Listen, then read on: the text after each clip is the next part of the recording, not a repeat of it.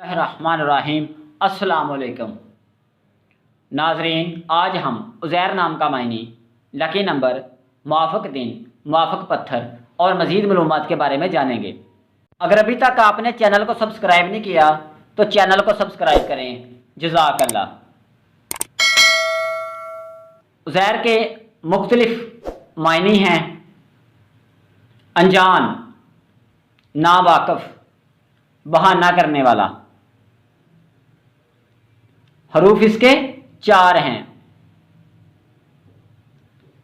लड़कों का नाम है, अरबी ज़बान का है और इसका मज़हब इस्लाम है। उज़ैर का लकी नंबर 8 है।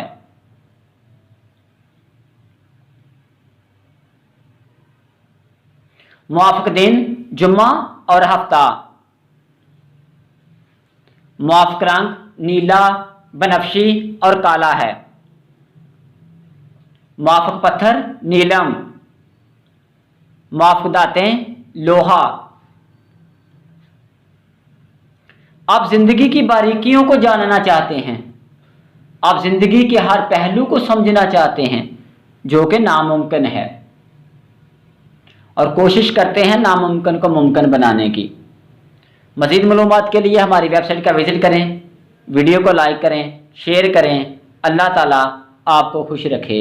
आमीन।